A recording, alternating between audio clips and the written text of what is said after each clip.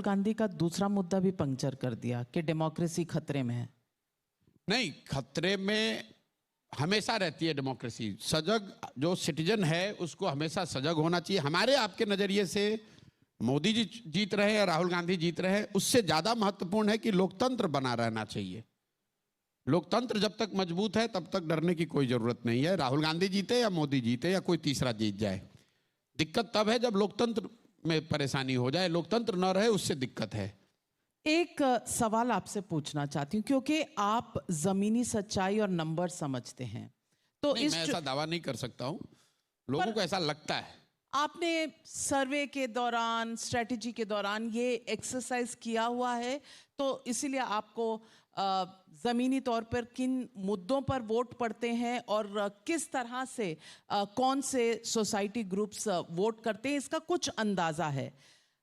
Congress party इस बार के चुनाव में, 2024 के चुनाव में अपना परफॉर्मेंस कितना इंप्रूव कर पाएगी? 50 से ऊपर जाएगी, 100 के ऊपर जाएगी, क्या रहेगा? देखिए, मैं नंबर तो प्रेडिक्ट कर नहीं सकता हूं, और मैं बार बार कहता हूं जो लोग भी नंबर प्रेडिक्ट करते हैं या दावा करते हैं प्रेडिक्ट करने का, they are just like calling the coin.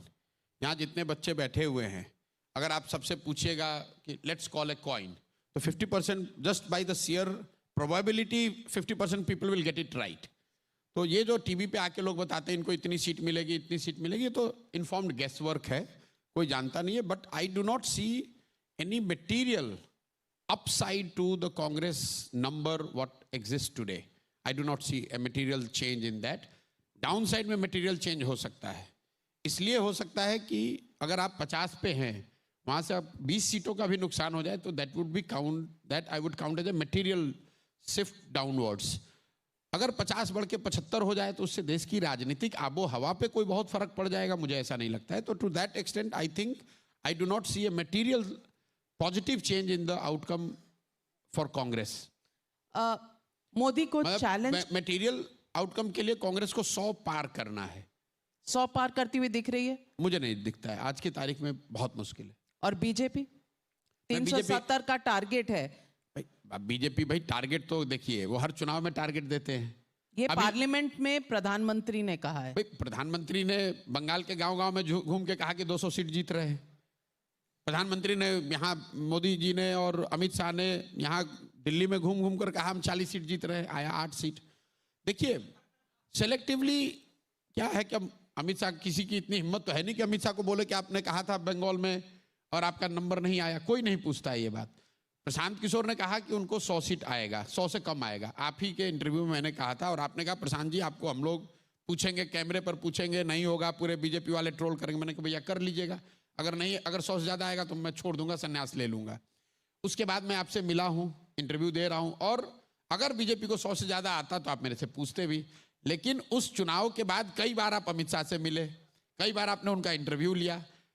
आपकी या किसी मीडिया वाले की ये जरूरत नहीं है, नहीं कर सकता है कि जाके अमित शाह से पूछे कि भाई 200 सीट आपने कहा था, अमित शाह जी आप इतने जगह चुनाव जीते हैं लेकिन बंगाल में आपसे गलती हो गई। ये कोई, आज तक मुझे ये सवाल, मैं ये नहीं कह रहा हूं कि अमित शाह जवाब नहीं देंगे, वो देंगे जवाब।